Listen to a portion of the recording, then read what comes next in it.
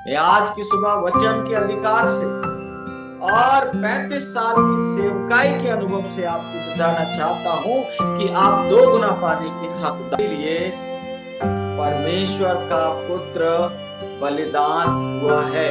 मैं इसलिए जीवित हूं क्योंकि मेरे लिए कोई मरा है।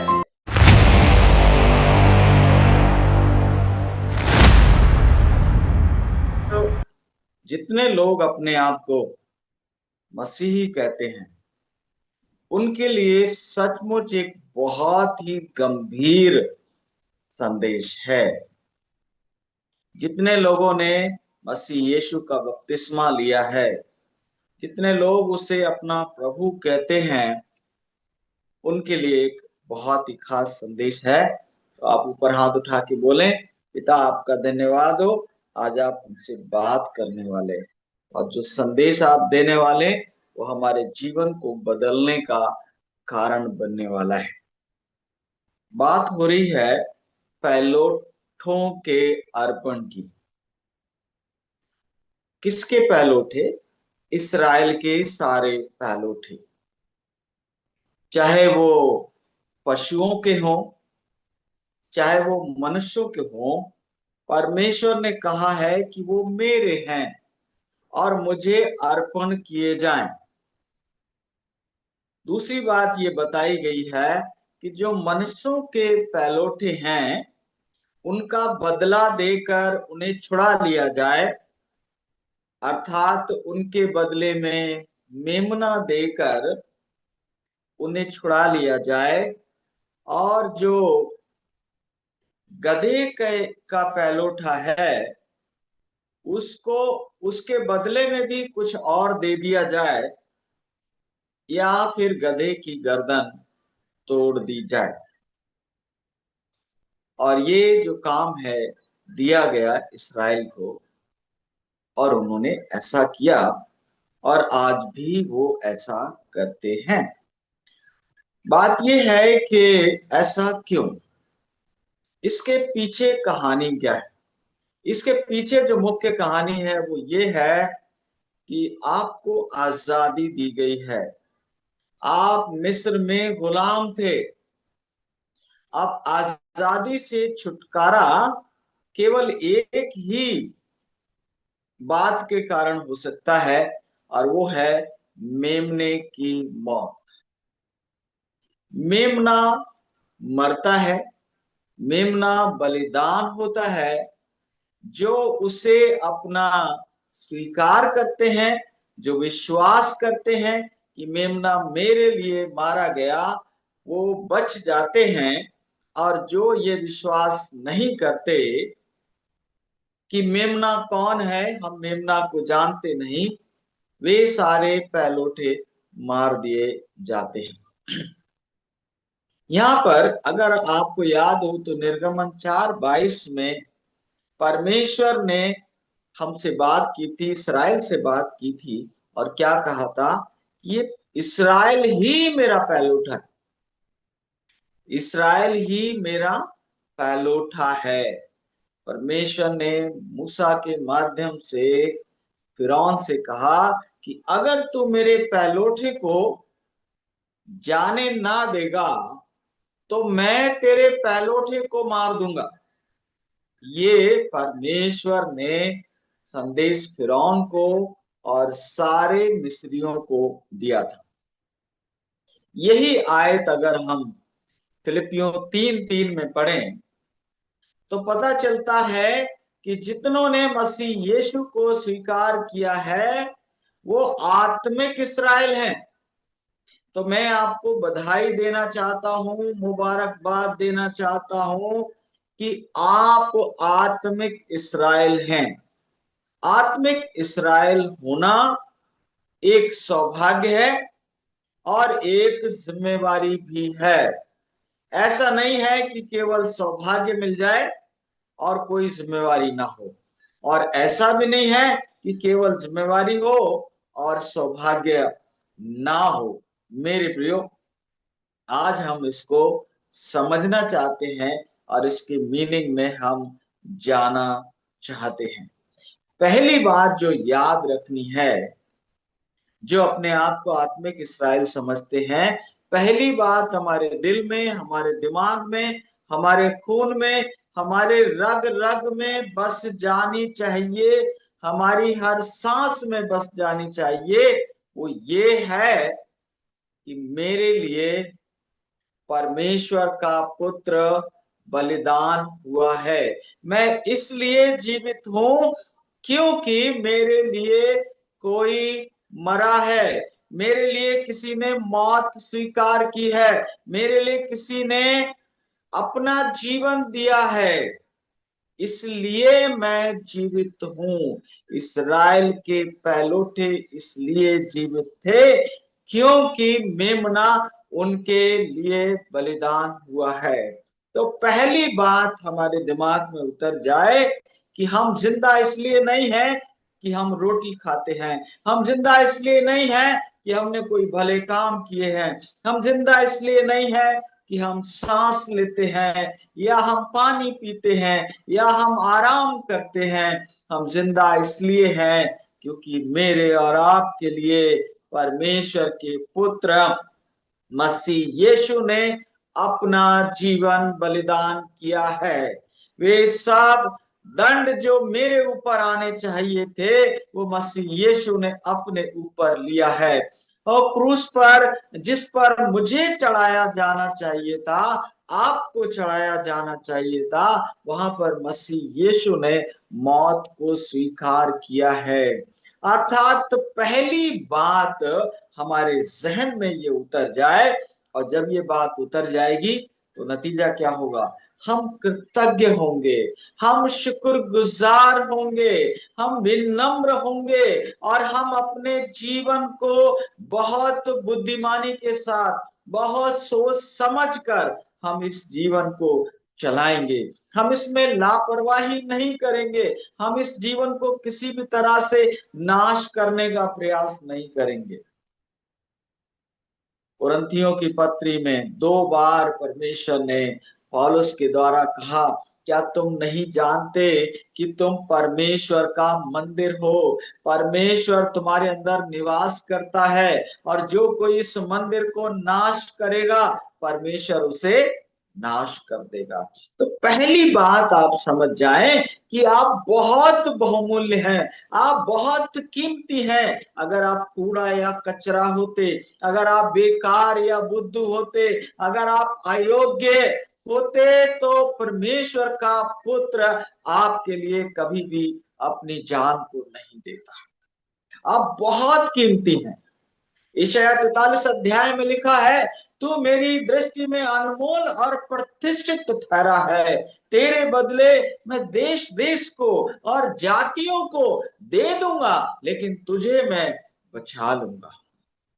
पहली बात आपको समझना है कि आप बहुमूल्य हैं, आप मसीह के लिए बहुत बहुमूल्य हैं। उसके प्यार को बताने के लिए इससे बड़ा और तरीका कौन सा हो सकता है?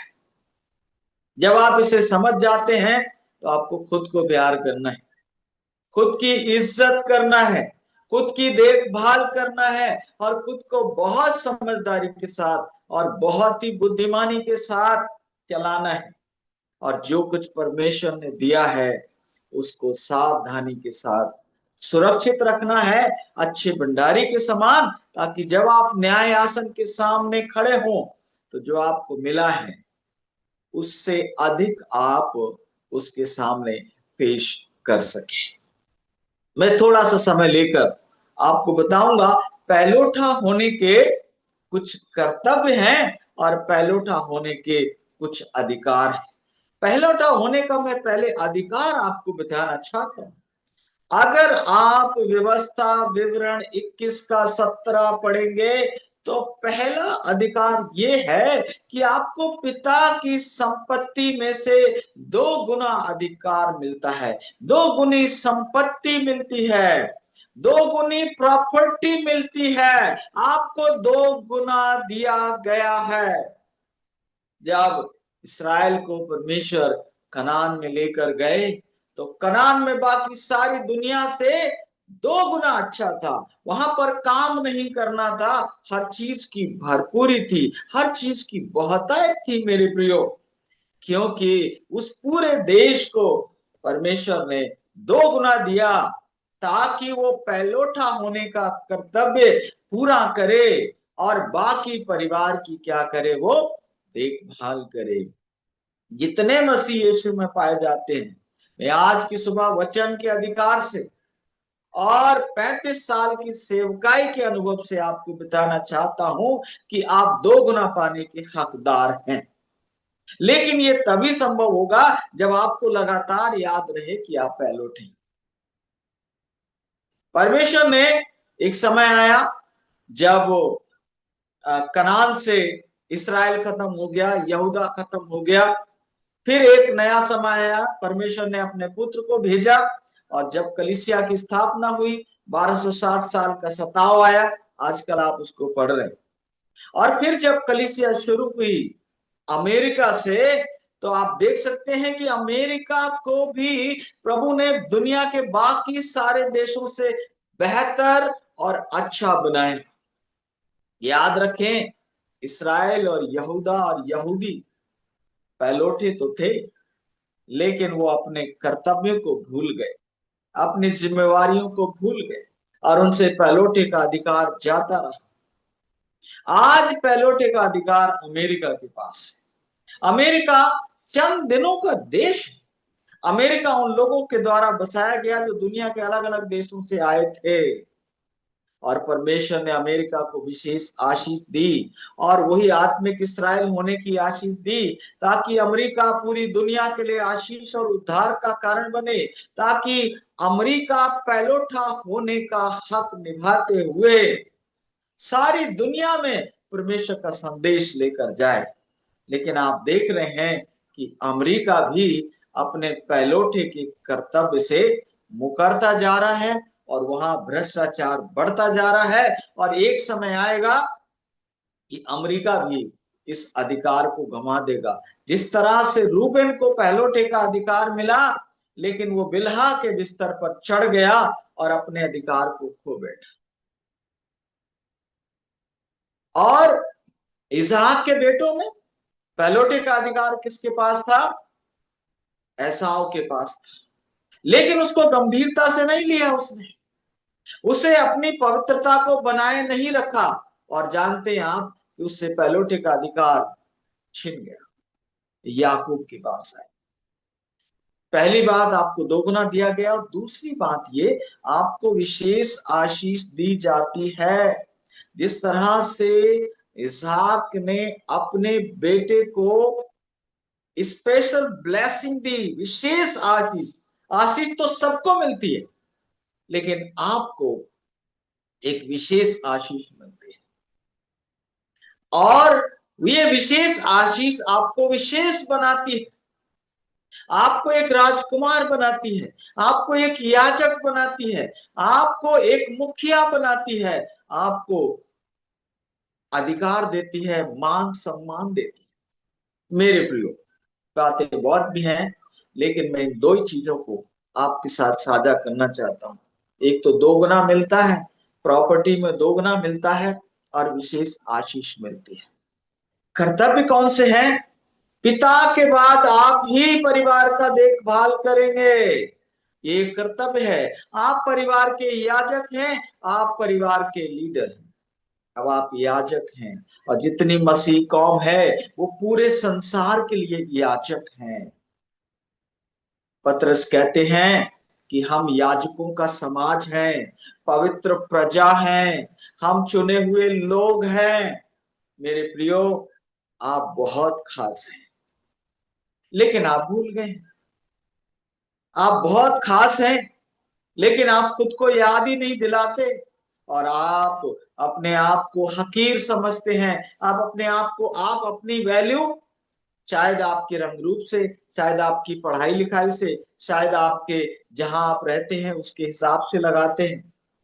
नहीं, आपको अपना मूल्य इस बात पर निर्धारित करना है कि मसीह ने कितना मूल्य दिया है। आप मसीह की कितनी कीमत लगाएंगे? परमेश्वर के पुत्र की आप कितनी कीमत लगाएंगे? उतनी ही कीमत है आपकी। कुछ कर्तव्य हैं जिनके बारे में मैं बात करना चाहता हूँ। कौन कौन से कर्तव्य हैं? पहला बताया कि पिता के बाद आप ही मुखिया हैं, आपको मार्गदर्शन करना है, आपको लीडर बनकर पूरे परिवार का मार्गदर्शन करना है। आप ये नहीं कह सकते बस मैं खुश हूं, मैं हूं तो बस ठीक है और बाकी मुझे क्या लेना देना। दूसरी बात यह है कि आपको नेतृत्व करना है, लीडरशिप करनी है, परिवार की लीडरशिप करनी है। और आपके आसपास जितने अन्य जाति लोग हैं जो मसीह को नहीं जानते हैं, उनकी क्या करनी है? अगुवाई करने की जिम्मेवारी दी है। तीसरी बात क्या हो सकती है? आपको गिरते हुओं को, जिस तरह का पिता का स्वभाव है, मैं आपको बस एक लाइन में ही बता देना चाहता हूं। आज परमेश्वर का आत्मा मुझे प्रेरित कर रहा है। जिस तरह से पिता का स्वभाव होता है ना अपने बच्चों के प्रति, बस वैसा ही स्वभाव पैलोठे का होना चाहिए परिवार के प्रति। आपके अंदर दया होनी चाहिए, आपके अंदर करुणा होनी चाहिए, आपके अंदर सहन शक्ति होनी चाहिए, आपके अंदर गिरते हुओं को उठाने की चाहत होनी चाहिए। ये कर्तव्य है। दोगुनी आशीषें आपको केवल इसलिए नहीं दी हैं कि आप खाएं पिए और मोटे हो जाए। और ज्यादातर लोग जिनको एहसास है कि उन्हें दोगुनी आशीषें मिली है, वो केवल अपने बारे में सोच रहे हैं। लेकिन ये प्लेटफॉर्म दुनिया के बारे में सोच रहा है। ये प्लेटफॉर्म उन लोगों के बारे में सोच रहा है जो गुलाम है। गुलाम किसके हैं? कर्ज के गुलाम है, मर्ज के गुलाम है, छोटी सोच के गुलाम है, अविश्वास के गुलाम है, अशिक्षा के गुलाम है, गलत फहमियों के गुलाम है, गलत खान पान के गुलाम है। और उनसे उनको आजाद करके परमेश्वर के पुत्र मसीह यीशु के दूसरे आगमन के लिए एक विशेष लोग तैयार करना है। कैसे लोग? जिनकी सोच भी स्वस्थ होगी, शरीर भी स्वस्थ होगा, जो बहुतायत का विश्वास करेंगे और उनके जीवन में बहुतायत होगी, जिनके हाथ मांगने के लिए नहीं देने के लिए उठेंगे, और जो केवल अपने बारे में नहीं सबके बारे में सोचेंगे। स्वार्थी संसार में एक परमार्थी प्रजा को तैयार करना हम सबका कर्तव्य है। और इसके लिए पहली बात जो आज बताई जा रही है वो ये कि आप पैलोठे हैं, आप बहुमूल्य हैं, आपके लिए परमेश्वर के पुत्र ने अपनी जान दी है, आप विशेष हैं, आप दोगुने के हकदार हैं। दोगुने के हकदार हैं, आपको मिलना चाहिए। लेकिन मिलेगा तो तभी जब आपकी सोच, आपका रहन सहन, आपका खान पान पैलोटों के समान हो। थोड़ी देर अगर हम हेल्थ की बात करें तो कुछ लोग मजदूर होते हैं लेकिन उनका खान पान राजाओं के समान होता है। अब राजाओं का मतलब ये नहीं है कि वो मजदूर हैं तो वो सोने चांदी के बर्तनों में खाते हैं या उनके सामने 10-10 थाल लगाए जाते हैं। राजाओं के समान सोच का मतलब ये है, वो ये जानते हैं कि ये परमेश्वर का मंदिर है। तो जो कुछ भी वो खाते हैं तो अपनी सेहत को बेहतर करने के लिए, जो सोचते हैं अपनी सेहत को, अपने सोच को बेहतर करने के लिए, उनका विश्राम, उनका खाना पीना, उनका चलना फिरना, हर एक बात उद्देश्य पूर्ण होती है। राजाओं में और एक आम आदमी में यही फर्क होता है। राजा एक शब्द भी बोलता है तो एक उद्देश्य से बोलता है, और जिनके जीवन का कोई उद्देश्य नहीं है तो वो कुछ भी बोलते हैं और बाद में क्या बोलते हैं?